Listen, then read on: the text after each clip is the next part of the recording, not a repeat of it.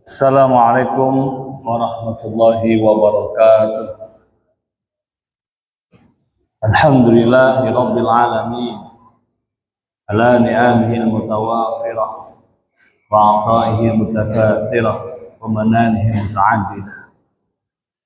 Walladzi jala qawla wa fi'la wa qarara nabiyya hadith thumma sannanaha fatasanna bihal muslimun.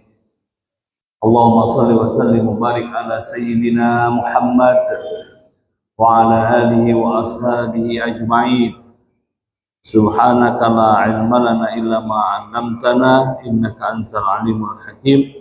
La haula wa la quwwata illa billahil aliyil azim. Bapak Ibu jamaah salat subuh rahimakumullah.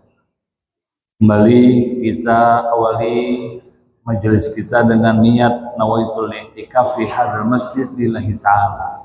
Sengaja aku beriktikaf di dalam ini masjid karena Allah semata jua. Melanjutkan pembahasan kita pada sirah sahabah yang sampai asrul tabi'in, seorang yang zuhud, panglima perang, yaitu Harim bin Hayyan. Menjadi sosok yang bijaksana, penuh kelemah lembutan, keras namun penuh kasih sayang, pemimpin pasukan yang merasakan apa yang dirasakan oleh para tentaranya. Ini gambaran Harim bin Hayyan. Meskipun dia adalah orang yang sangat teguh, ujar Syekh Mun'im di dalam kitabnya ini Bapak Ibu, namun dia sangat menjaga perilaku dan sopan santunnya. Ia teguh hati. Kadang orang kalau sudah teguh hati ini kan dibilang keras kepala. Aja, dia itu keras kepala, menunjukkan keteguhan hatinya seseorang.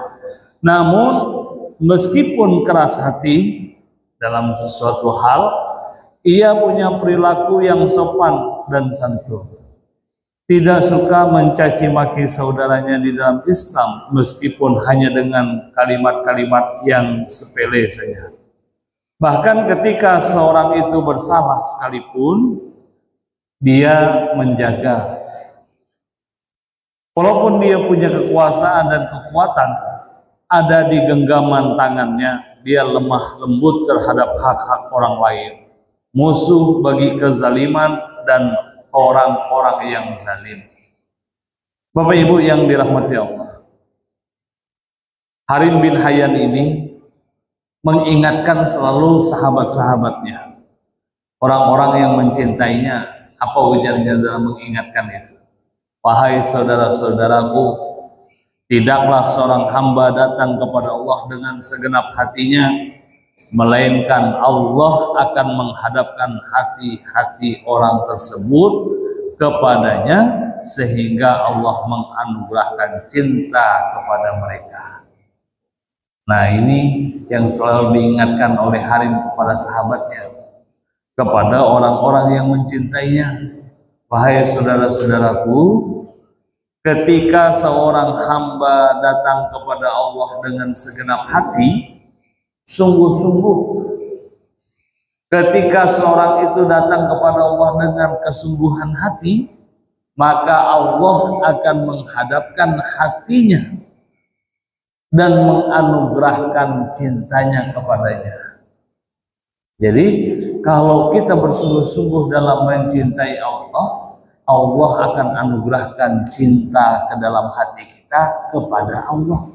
Nah, itu dia. Sama halnya dengan pantulan, sekeras apapun pantulan itu, bola misalnya kita lemparkan dengan keras, maka dengan kekerasan yang sama pula bola itu akan memantul ke arah kita, memantul. Sama halnya dengan orang yang berteriak di atas tebing yang tinggi. Ada tebing-tebing yang lain. Bapak Ibu berangkat ke Harau misalnya, itu kan tebing-tebing tinggi. berdiri di tengah-tengah tebing-tebing yang tinggi itu, lantas berteriak, "Tolong!" Akan muncul suara pantulan-pantulannya yang juga mengungkapkan tolong, tolong, tolong. Maka yang diingatkan oleh Harim kepada para sahabatnya, ketika seorang datang kepada Allah dengan segenap hati, maka Allah anugerahkan ke dalam hatinya segenap cinta. Jadi artinya kalau dalam bahasa yang lain, manjadda wajada. Siapa yang sungguh-sungguh dapat dia dengan kesungguhan dia. Kesungguhan dalam hal apa?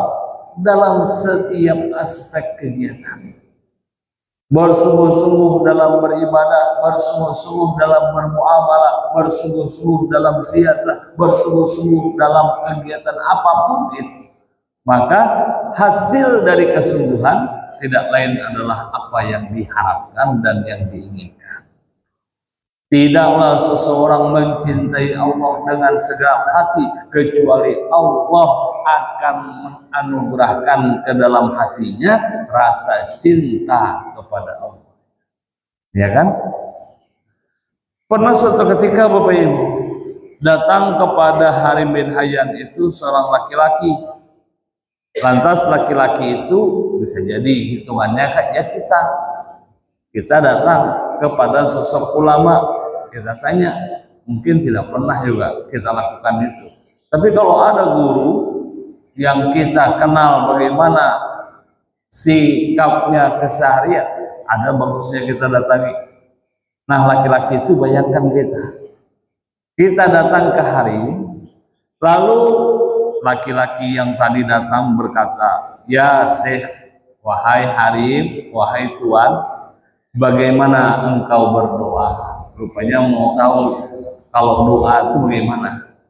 Bagaimana kalau engkau memohon kepada Allah doanya apa? Karena memang kalau kita runut Bapak Ibu, berbagai macam sirah, baik dari para sahabat sampai para tabi'in, tabi'in, itu punya ciri khas masing-masing dalam berdoa. Yang lebih dahsyat lagi, punya kegiatan amaliyah ibadah yang khusus terkadang. Meskipun dalam pandangan mata kita sepele, tapi karena dawamuha, karena keistiqomahan terhadap amalannya itu, dia mendapatkan keistimewaan pula. Kita pernah ungkapkan bagaimana Bilal bin Rabah kemudian sendalnya saja sudah ada di pintu surga. Dengan kesepelean amal, Rasulullah tidak pernah mengajarkan, namun Bilal kerjakan. Kenapa? Dalam benak Bilal istihad fikriyahnya, dia berpikir, orang bisa begini, ya saya harus bisa begini. Apa yang dilakukan amaliyahnya sepele saja. Setiap kali habis batal wudhunya, karena memang Rasulullah ungkapkan kalau bisa keseharian kita itu selalu membawa wudhu. Batal wudhu lagi, batal wudhu lagi. Nah, itu perintah Rasulullah. Oleh Bilal diterjemahkan dengan kemampuannya. Setiap kali selesai wudhu, Bilal bin Rabah salat sunnat 2 rakaat. Rupanya amaliyah yang kita anggap sebelah mata ini, itulah yang menyebabkan sendalnya Bilal bin Rabah sudah lebih dahulu berada di pintu surga. Loh, kalau sendalnya ada di pintu surga berarti Bilalnya di mana? Jadi dalam surga. Sendalnya saya sudah ada di pintu surga, nungguin Bilal. Berarti siapa yang mengkhalqus, siapa yang melepaskan sendal di pintu itu? Ya yang punya. Datang laki-laki kepada Harim bin Hayyan. Dia tanya, "Wahai Tuan, bagaimana engkau berdoa? Apa doa yang engkau baca?" Nah, mau tahu. Maka dijawab oleh Harim, "Doaku, ya Allah,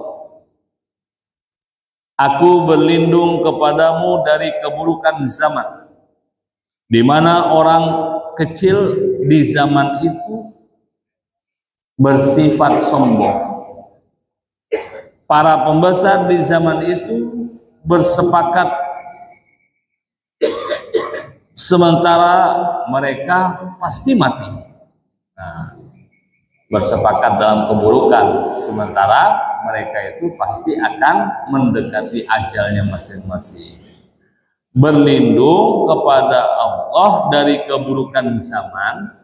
Kalau zaman itu orang kecil tapi congkak, orang kecil tapi sombong, orang kecil tapi bangga. Para pembesarnya, para pejabat-pejabatnya bersepakat dalam keburukan. Sementara mereka tidak menyadari bahwa saat-saat kematian mereka selalu mengintai. Jadi berlindung kepada Allah untuk bertemu dengan zaman orang-orang kecil sombong, orang-orang besar sepakat melakukan keburukan dan tidak merasa bahwa kematiannya selalu saja mendekatinya. Subhanallah, tabarakallah. Rupanya doanya itu yang didoakan, ya Allah, lindungilah aku dari keburukan zaman. Zaman di mana orang-orang kecil merasa bangga, sombong, congkak. Orang-orang yang besar bersepakat untuk melakukan keburukan, sementara mereka tidak menyadari bahwa kematian mereka terus saja akan mengintai mereka. Siapa di antara kita yang tahu matinya sudah dekat? Tidak ada, tapi kita yakin pasti mati. Sudah yakin dengan kematian itu, kok masih sombong meskipun kecil? Kok malah melakukan kesepakatan buruk dengan kekuasaan yang dimiliki? Nauzubillah wa iyyazubillah. Memang kalau begitu pukulan telak bagi kita seluruhnya.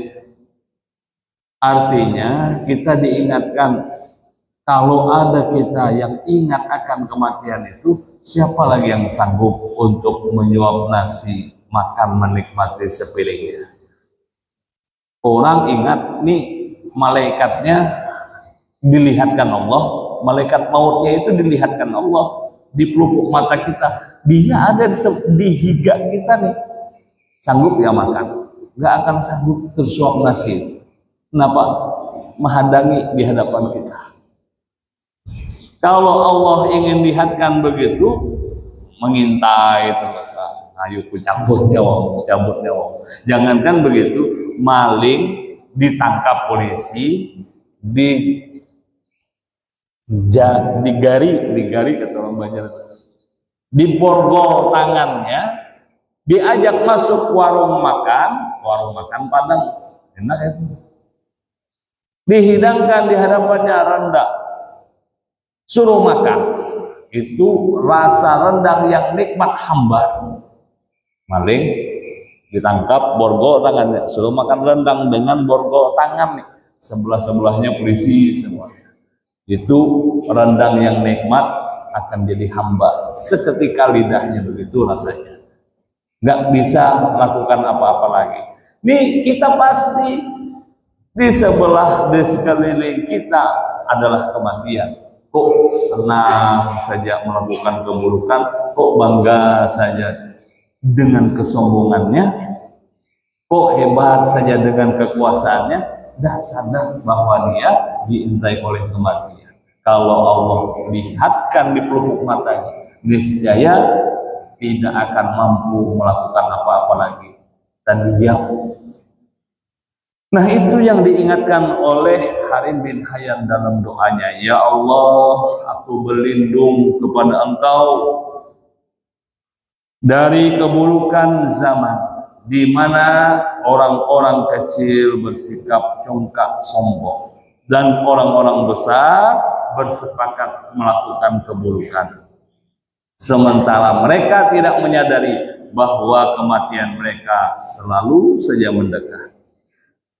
Harim bin Hayyan, Bapak Ibu, selalu memerintahkan keluarganya untuk sholat, karena ini tiangnya agama kan. As-salatu imaduddin wa man aqamaha faqad aqamad-din wa man tarakaha faqad hadamad-din. Salat itulah tiang agama. Yang melakukan berarti mendirikan tiang-tiang agama. Yang meninggalkan berarti menghancurkan agama. Kalau ada bangunan kok tidak ada tiangnya, mustahil dia akan berdiri dengan mudah. Maka yang diingatkan kepada keluarganya tidak lain adalah sholat. Awwalu ma yuhasabu yawmal qiyamah as-sholat. Sholat yang akan dihitung pada hari kiamat. Nah, memang inilah bukti keislaman seseorang itu. Rukun Islam yang pertama memang syahadat, yang kedua sholat, yang ketiga apa? Yang ketiga puasa, zakat, puasa, sampai yang terakhir haji.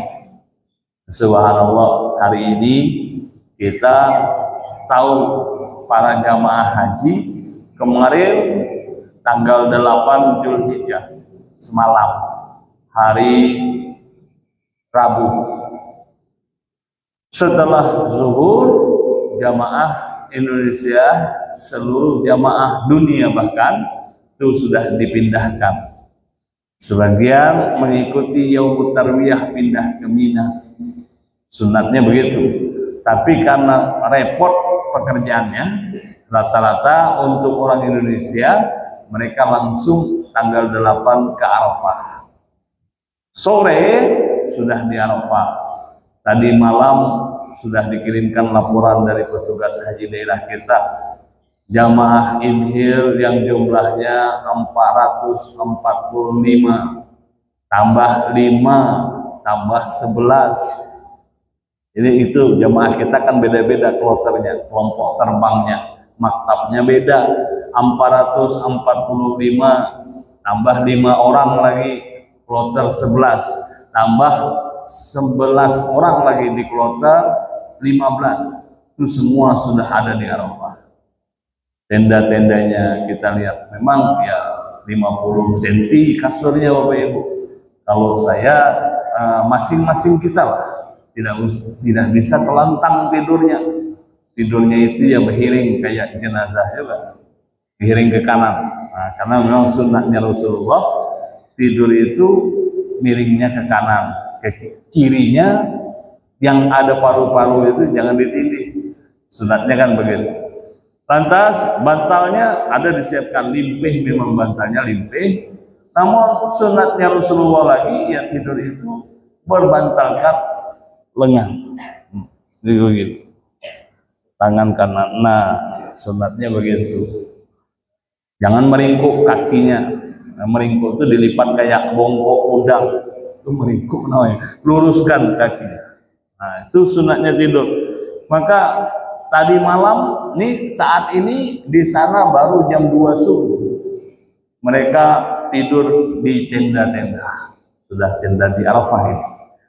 Nanti setelah asar kita, waktunya kita setelah asar, mereka akan wukuf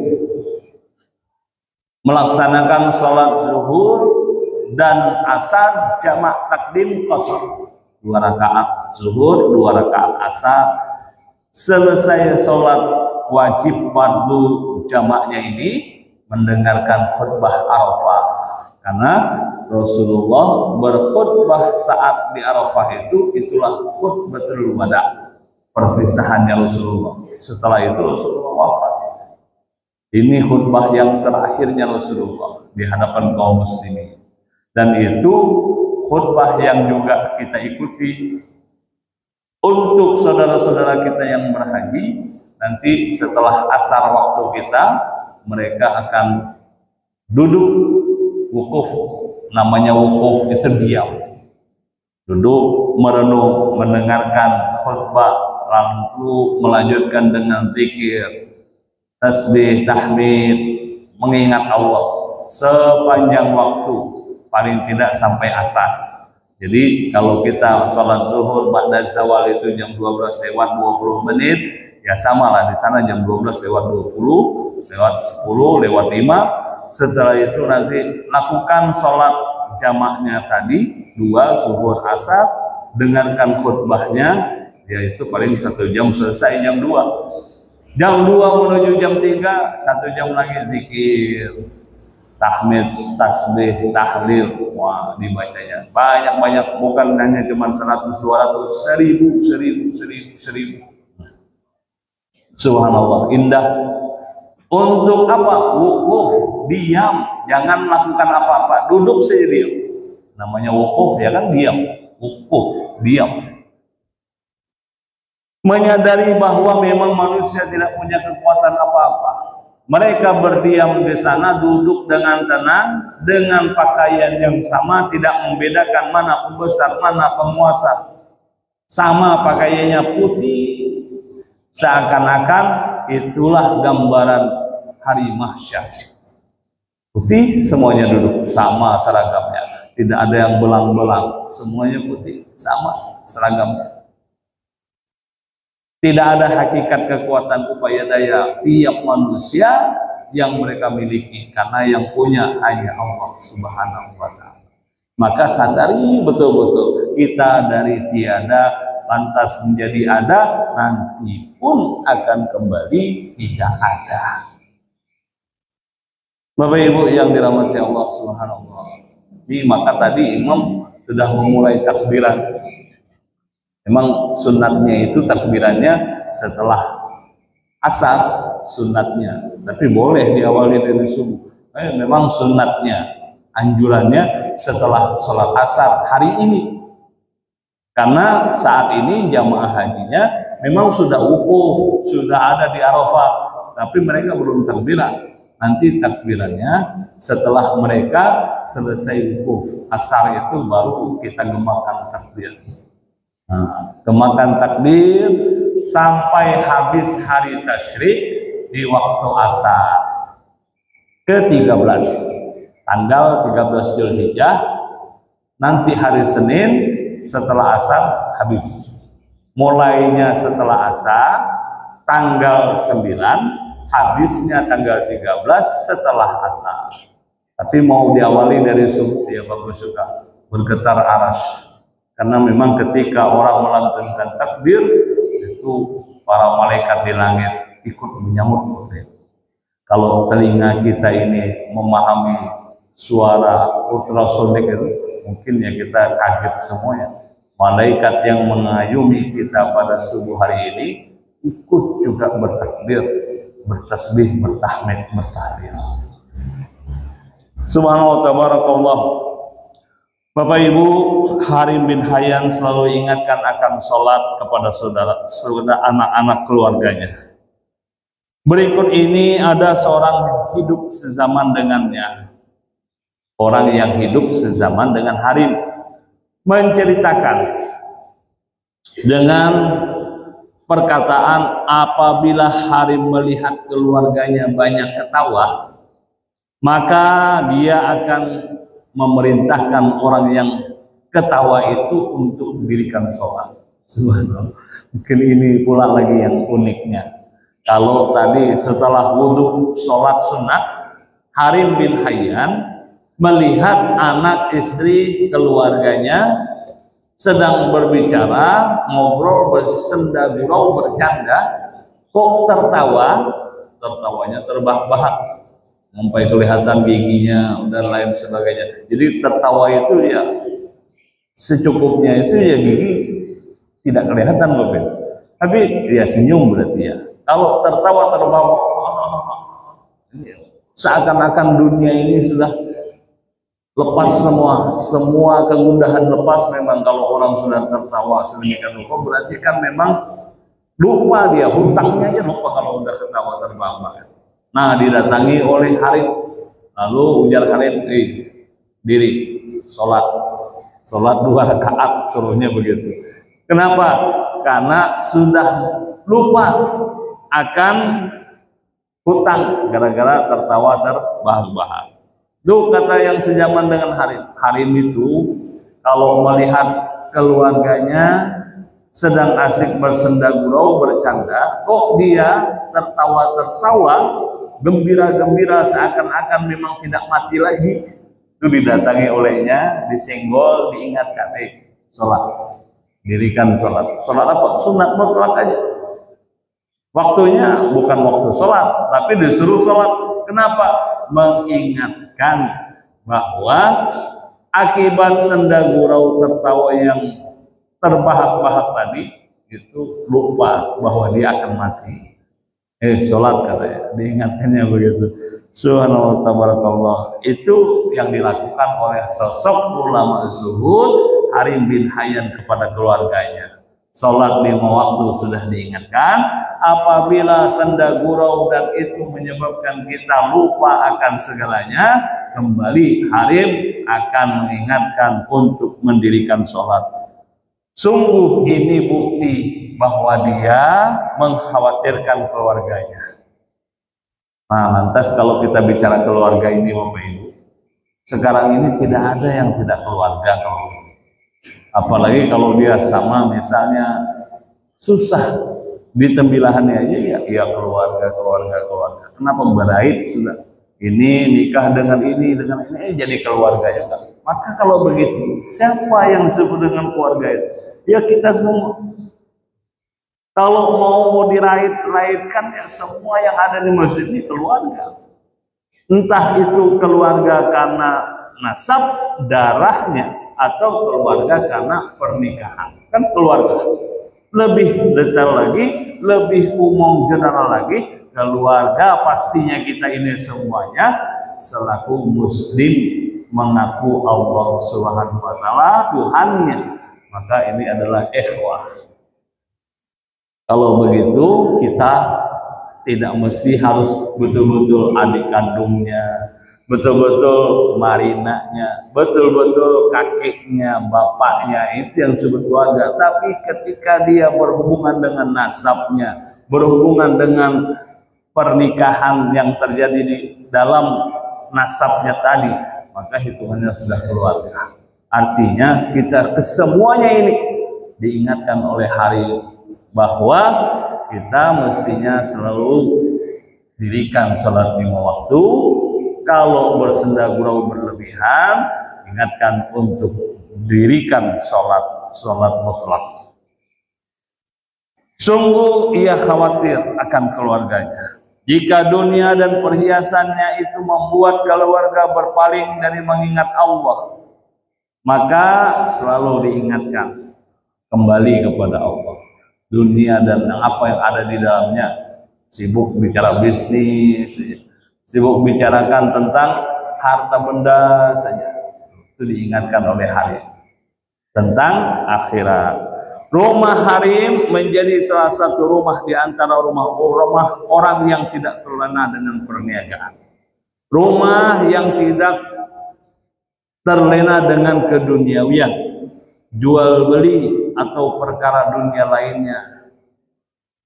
Rumah Harim menjadi rumah yang selalu mengingatkan akan Allah. Sejauh mana Harim bin Hayyan menasihati keluarganya, sepanjang itu pula dia menasihati orang-orang. Kenapa begitu?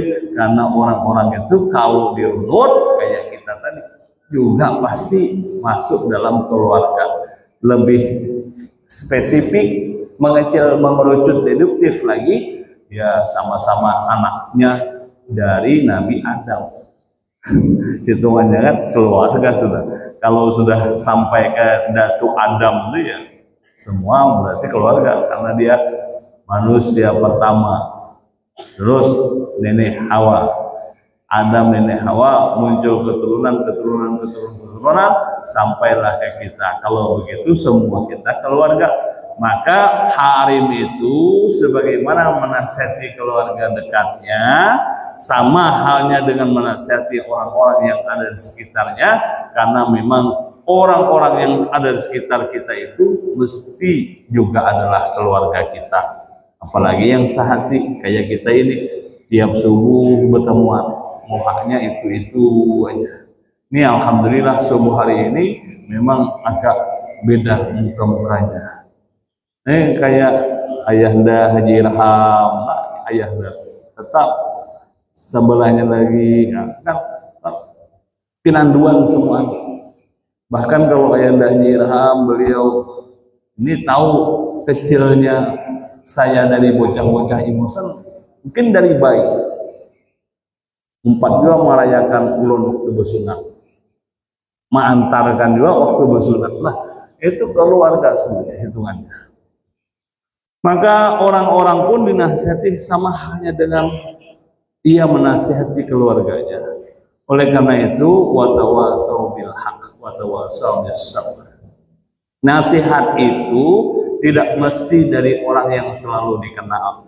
Bisa jadi nasihat itu akan muncul dari orang yang kita tidak kenal. Pada hakikatnya ketika dia sesama manusia itu adalah keluarga. Dia senantiasa berkata kepada orang-orang, sungguh aku tidak pernah melihat perkara seperti surga. Banyak orang-orang yang mengharapkannya tapi dia tidur. Aku tidak pernah melihat perkara seperti neraka, tapi orang-orang yang takut kepadanya malah sibuk terus saja tidur dalam kehidupannya. Subhanallah. Surga dikejar oleh orang-orang, sementara kita sibuk tidur. Neraka dijauhi oleh orang-orang, sementara kita terpulas tidur. Bagaimana mungkin menjauhi tapi sibuk tidur? Bagaimana mendekati tapi sibuk tidur? Maka kehidupan kita itu Bapak Ibu yang paling banyak itu ya tidur. Ayo yakin itu 24 jam itu kalau mau dirunut paling banyak gawian kita apa? Tidur.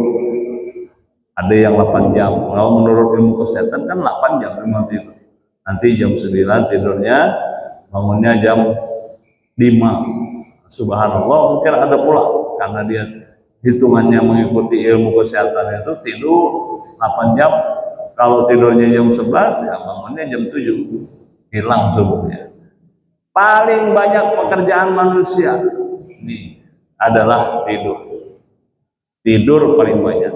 Maka Harim ungkapkan, bingung aku melihat manusia ini. Katanya mau dekati surga, tapi pekerjaannya tidur. Katanya mau jauhi neraka, tapi kok nyenyak aja tidur.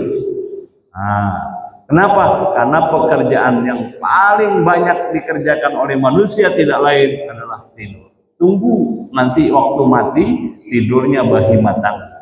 Itu apalagi paling panjang. Iya kan Bapak Ibu? Rasulullah aja tidurnya udah 14 abad. Belum tidur waktu hidup dulu. Tidur itu yang paling banyak manusia. Kalau ada yang bilang tidaklah, mana ada saya tidur paling banyak. Tunggu ketika engkau mati belum kiamat, itu hitungannya engkau sedang tidur. Tidurmu paling banyak, tidak bisa dicangkal. Iya kan 24 jam, saya tidurnya 8 jam aja. Itu kamu hidup. Ketika kamu mati nanti dan belum lagi dunia ini kiamat, kamu lagi ngapain? Tidur juga. Maka paling banyak pekerjaan kita adalah tidur. Heran aku, ujar Harim bin Hayyan, manusia itu katanya ingin mengejar surga, tapi kok tidur. Manusia itu katanya ingin menjauhi neraka, tapi kok tidur. Nah, bagaimana caranya dalam ketiduran itu surganya terkejar, nerakanya terjauhi? Tentu ada kiat-kiatnya. Oleh Harim disampaikan kepada kita dalam riwayat kehidupannya ini. Insya Allah pada pertemuan berikutnya akan kita sambung. Kurang lebih mohon maaf. Subhanallahi wa bihamdihi, asyhadu an la ilaha illa anta, nastaghfiruka wa natubu ilaik. Al-Fatihah. Ya kenapa? Amin amin ya rabbal alamin. Alhamdulillahirabbil alamin wassalatu wassalamu ala asyrafil anbiya'i wal mursalin sayyidina Muhammad wa ala alihi wa ashabihi ajmain. Allahumma ighfir lana dhunubana wa liwalidayna warhamna kama rabbayana shaghira. Allahumma zalamna anfusana wa lam taghfir lana wa tarhamna lanakunanna minal khasirin. Allahumma anfa'na bima 'allamtana وعلمنا علوما ما تنفعنا وزدنا هداية وتوفيق ربنا آتنا في الدنيا حسنة وفي الآخرة حسنة وقنا عذاب النار سبحان ربك رب العزة عما يصفون وسلام على المرسلين والحمد لله رب العالمين. Assalamualaikum warahmatullahi wabarakatuh.